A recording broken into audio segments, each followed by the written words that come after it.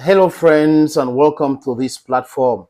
It is with an immense pleasure that I have welcoming you here, knowing fully well that you're subscribing every day on the platform. You're liking the videos and commenting what we are doing.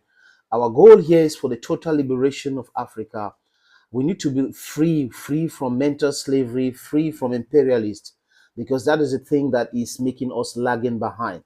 These people uh, treated us like slaves. We were slaves for about 5 centuries. We later colonized for 1 century and a half, and then they reinstalled new colonization and then imperialism today. We can continue like that. We have a very rich history. We have a very rich Africa. Our soil is so rich to the point that there was a scramble for Africa. They came here, they spoliated our soil, and they are still continuing with the complicity of some criminals. These criminals are our children, they are our parents, and we need to mobilize ourselves to tell them no, because this nonsensical nonsense needs to stop. Africans are supposed to benefit from their raw materials. Africans are supposed to transform their raw materials before selling it to the West as a secondary or a tertiary product. It all depends. But the fact that we are always exporting raw materials can never make us competitive. We are instead, we're doing is helping others to be competitive. We are helping them, sending stuff for them to industrialize their country and to keep moving, uh, functioning. The industries of the West needs our raw product. So if we transform it locally, we're going to create employment in Africa. Les amis, je vais vous montrer une image. Cette image est parlante. Ça dit que c'est l'évolution. Regardez là à l'écran. J'ai mis ça d'ailleurs depuis le début. Première image, une personne dont la France, un pays, petit pays comme la France, l'Hexagone, arrive en Afrique avec la chicotte.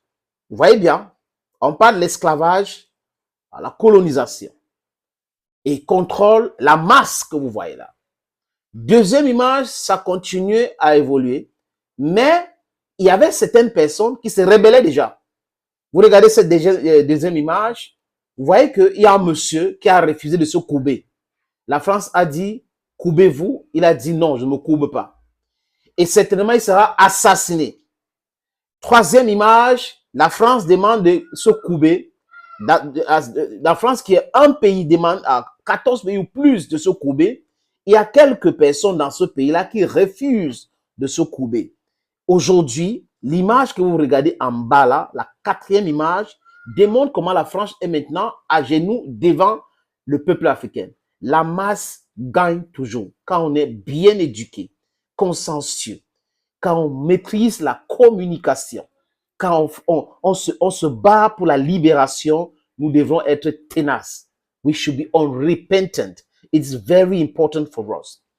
Un seul pays, des pays petits comme ça, ne peuvent pas venir nous mélanger, contrôler, imposer des choses incroyables, sordide.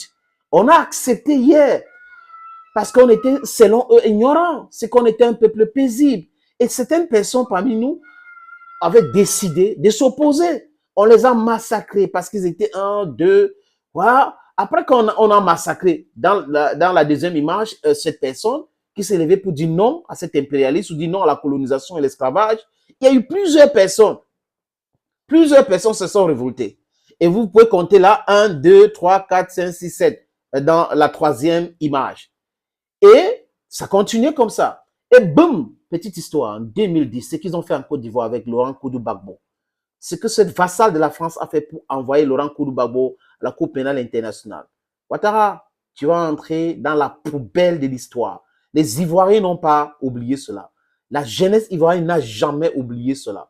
Que tu es venu dans ce pays t'imposer avec des armes, utiliser la France et les Nations Unies pour t'imposer dans ce pays. Rien n'est éternel. C'est des Ouattara comme ça, les Houphouët-Boigny, les Omar Bongo, on peut citer d'autres. Parce qu'au Cameroun, je s'est révolté à un moment donné. Lisez bien l'histoire. Et ici, nous ne faisons pas une fixation sur tout. Nous faisons une fixation sur certaines personnes. On les utilise comme les cas d'école pour démontrer aux peuples africains que nous devons nous libérer, qu'on doit cesser d'écouter ce roublard, ce menteur-là.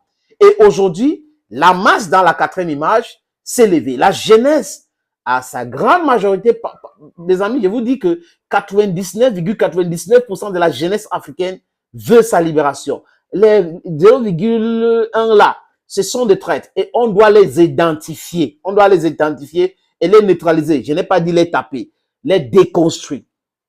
Les amis, les déconstruire, les pousser pour changer parce qu'ils peuvent changer. Ce sont des enfants d'Afrique. Et ces kleptocrates qui sont au pouvoir en Afrique aujourd'hui peuvent changer. Ils peuvent changer. La masse doit les pousser vers le changement. Je n'ai pas un problème si un voltaïque est président en Rhodésie du Sud. Je n'ai pas un problème si un Gabonais est président en Afrique du Sud. Je n'ai pas un problème si un Libyen est président en Angola. Je n'ai pas un problème. Nous sommes en Afrique. Si ils assument leur origine, ce n'est pas une mauvaise chose. Et qu'ils s'y travaillent pour l'épanouissement, pour l'avancement de l'Afrique, ce n'est pas une mauvaise chose. Mais seulement quand vous commencez à refuser votre identité, vous ne pouvez pas être quelqu'un de vrai. If you don't know your history, then you don't know where you're coming from. Put it in your mind. If you know your history, then you know where you're going to. Thank you, friends, for watching this other video on this platform. Bye-bye for now.